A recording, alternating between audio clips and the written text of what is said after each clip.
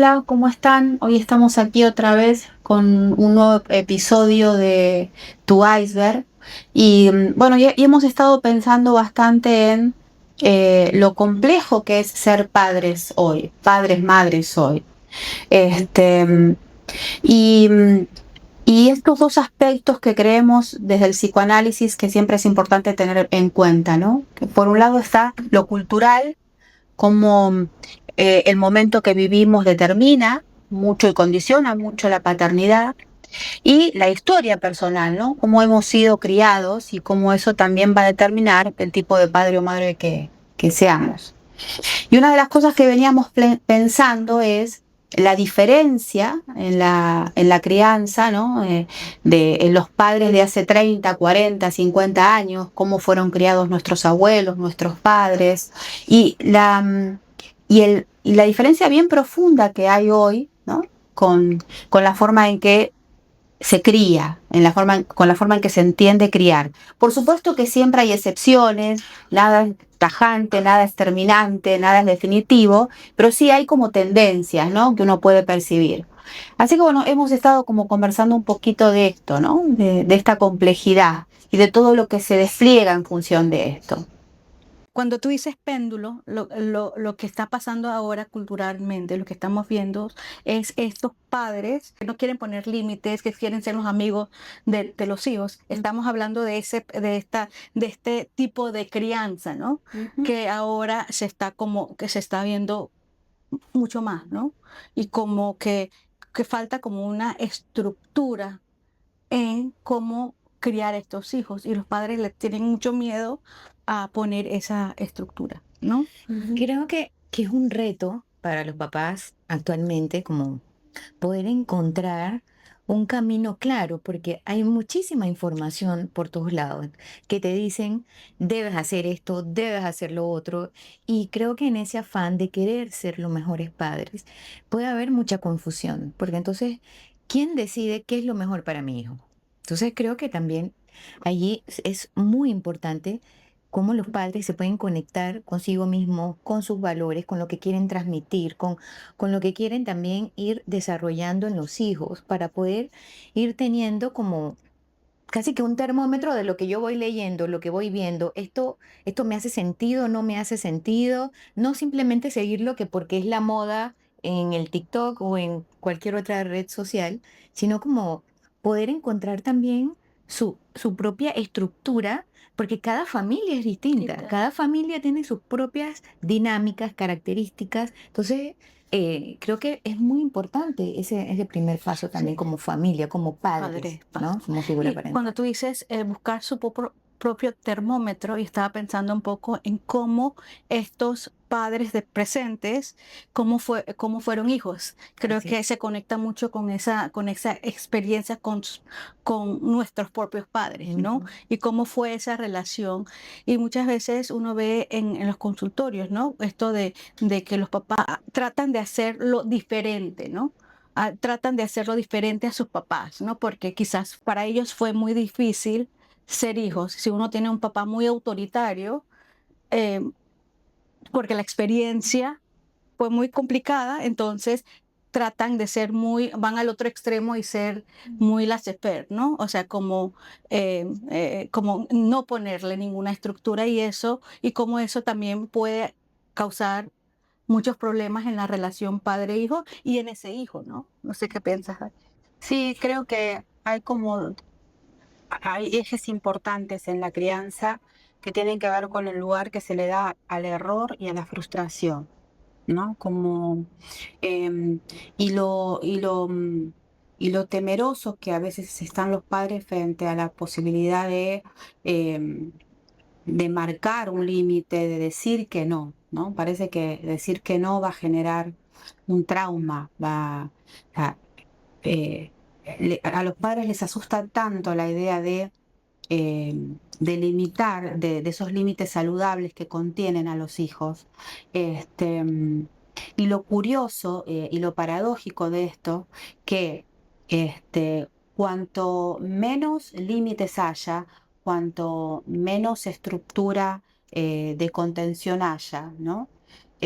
más posibilidades hay de criar hijos frágiles, ¿no? Que después por cualquier cosa se traumen realmente, porque como su estructura mental no está lo suficientemente fortalecida durante la crianza, después salen a la vida y realmente no pueden lidiar ni con lo más mínimo y todos los traumas, ¿no? Sí. Este, Y esto que estás diciendo, a mí me recordó muchos casos que puedo ver donde los padres tienen mucho miedo a la agresión de los hijos, pero también a su propia Sí. agresión. Entonces, creo que evitan conectarse con este aspecto y que es importante, y agresión no como violencia, agresión como energía para poder imponer una norma, un límite. Y eso me hace pensar un poco en el tema del apego.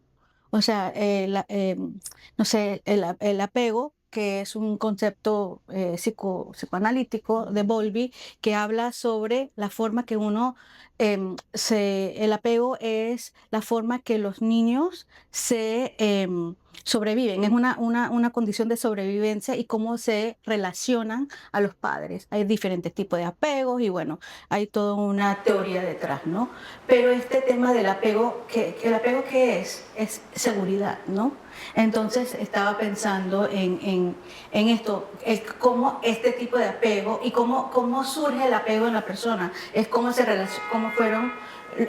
fue la relación de la persona con su cuidador primario, que usualmente son los padres, ¿no? Papá o mamá. Y si uno tiene un apego inseguro con los padres, eso lo replica con sus hijos, ¿no? Entonces, y esto de no quiero un conflicto me recuerda mucho al apego evitativo, que uno quiere evitar, como tú dices, ¿no? Lo que uno piensa, lo que uno siente. Evita lo que uno siente y entonces evita la situación.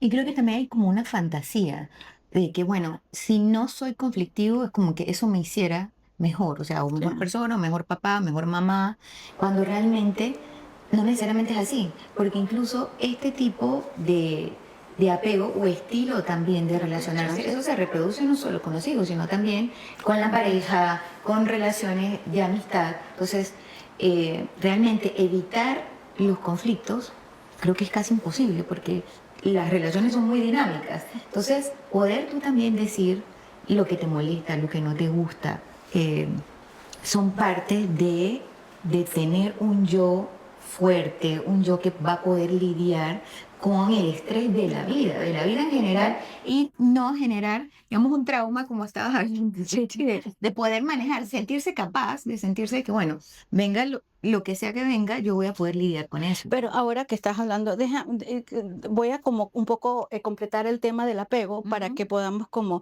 hay 4 tipos de apego. Está el apego seguro y el apego seguro, está el apego inseguro. Hay 2 apegos inseguros, el evitativo. Sale corriendo cuando hay una pelea, sale corriendo cuando hay una intimidad. Lo primero es, le da mucho miedo y sale corriendo. Y el tercero es el ansioso, donde persigue. Esta persona es como que pelea para quedarse en la... Sí, ansioso aunque sea ambivalente. rechazado. Se ha rechazado, ahí se queda. No puede, tiene mucho miedo al abandono, a que lo dejen, ¿no? Y hay un cuarto que se llama el apego desorganizado, que no tiene un estilo per se, sino muchas veces es el que se paraliza ante una situación de estrés, es una persona que no puede reaccionar. Yo siento que hay mucho apego desorganizado relacionado al tipo de crianza, ¿no? Si uno no le pone límites a sus hijos, claro que el niño se va a desorganizar, porque no tiene de dónde agarrarse. No sé, Gachi, Sí, estaba pensando en la relación de la construcción del apego con el tiempo, ¿no? Porque para construir un vínculo seguro se necesita tiempo, se Claro. necesita paciencia, Ujú. que es algo que parece que hoy nunca tenemos, ¿no? Ujú. Todo tiene que ser rápido, todo tiene que ser inmediato, todo se tiene que resolver, bueno, ya, ¿no? Cuando la construcción de un vínculo con un hijo y con cualquier otro ser humano implica tiempo, paciencia, espera, Definitivamente. ¿no? Constancia también. Constancia, ¿no? Y por supuesto, el error, no somos perfectos. Gracias a Dios que no somos perfectos. Necesitamos, los padres y las madres lloramos, nos enojamos, nos frustramos. Hay días que no tenemos ganas de cumplir nuestra función. Es parte de nuestra condición humana y qué bueno que sea así, ¿no? Porque justamente nuestros hijos necesitan saber que también somos humanos y que nos pasan cosas, pero se pueden conversar, se puede reparar, un término que también trajo Gema, me parece muy importante, ¿no? Esto de cuando uno se equivoca, cuando uno comete un error con un hijo porque gritó demasiado, porque podría haber dicho las cosas de otra manera, bueno, esta alternativa de tomarse el tiempo para reparar, para decirle a este hijo, bueno, perdón, me equivoqué, podría haberlo dicho de otra manera, pero era importante ponerte el límite, ¿no? Y darle ese tiempo de construcción. Creo que cuando hablamos de cómo se construye el vínculo, también es importante que las figuras parentales tengan cierta constancia eh, de la forma de ser también.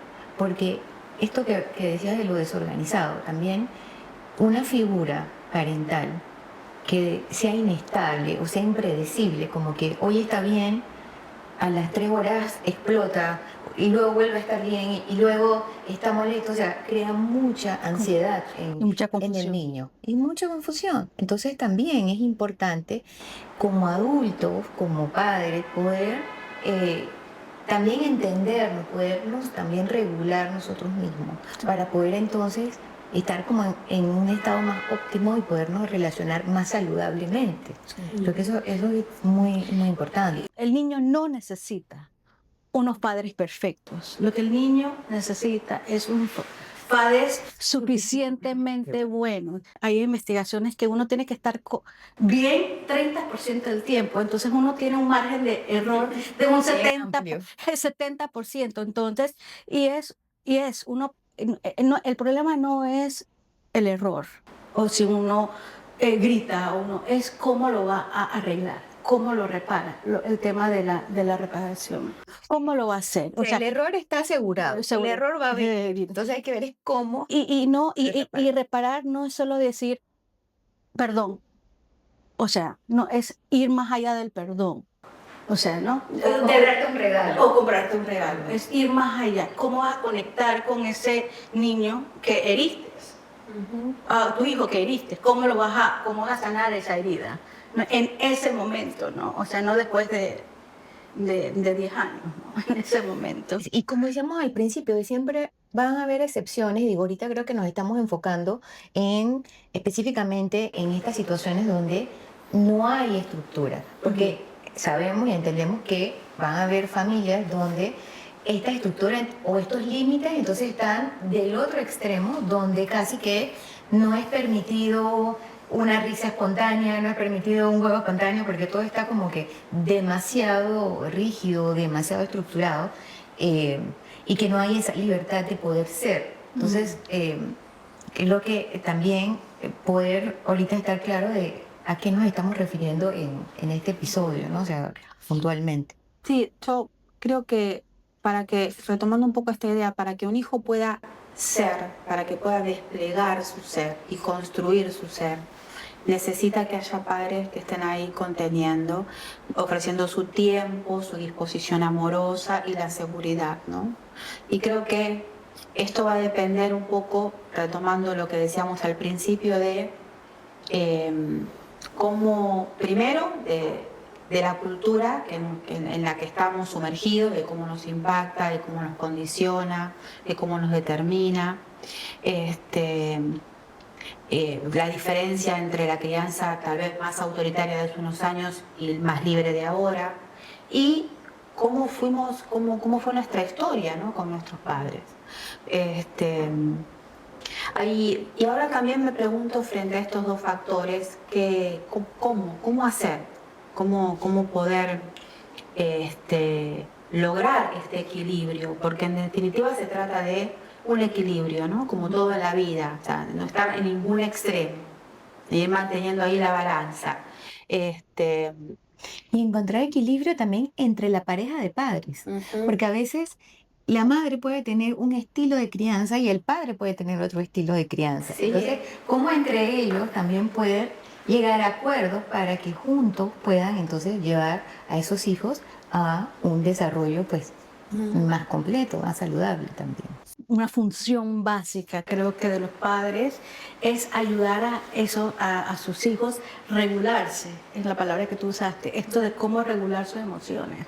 Si uno tiene eso en mente, o sea, si un padre ve a un niño desbordado y lo deja hacer, lo está ayudando a regularse. Entonces yo creo que es importante tener en mente cuál es la función de un papá en relación a los hijos, ¿no? Y una función que va a cambiar con los años, ¿no? Claro.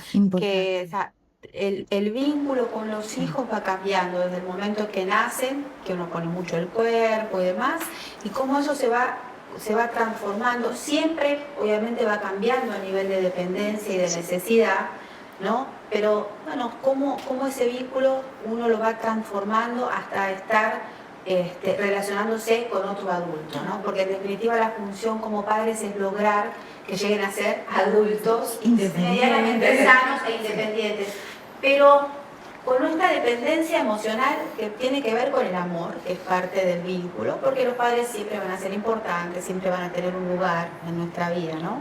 Entonces, bueno, cómo hacer ese tránsito de la manera más saludable posible y esa transformación.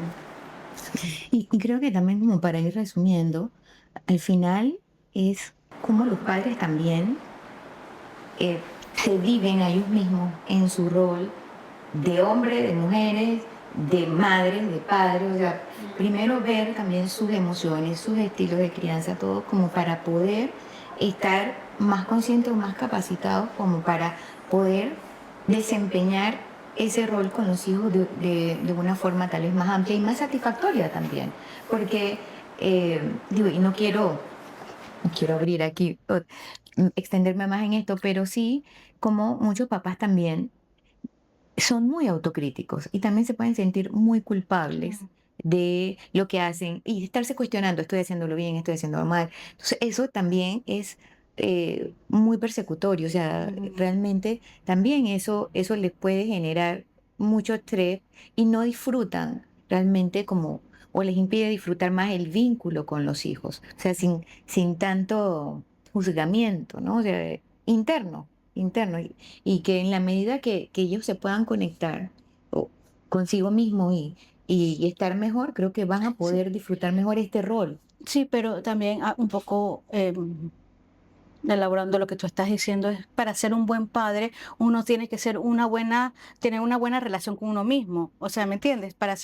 Si tú, Así. si tú eres muy perseguidor contigo y muy exigente contigo, lo vas a hacer con tu hijo. Entonces, ser también, o sea, trabajar mucho en la relación propia para poder tener una buena relación, una mejor relación con sus hijos. Y con sus padres internos, ¿no? Que realmente lo que significa es la forma de cómo nos relacionamos con nuestros padres y cómo eso fue internalizado y cómo lo vivimos entonces internamente, intrapsíquicamente. Bueno, es un tema bastante complejo que definitivamente podemos desarrollarlo creo que por horas, pero bueno, creo que sería interesante que ustedes nos digan si es algo que quisiera que siguiéramos hablando, si podemos hacer un segundo episodio de este mismo tema. Y bueno, escríbanos abajo lo que les pareció, si les gustó o no les gustó. Hasta pronto. Hasta pronto, nos vemos.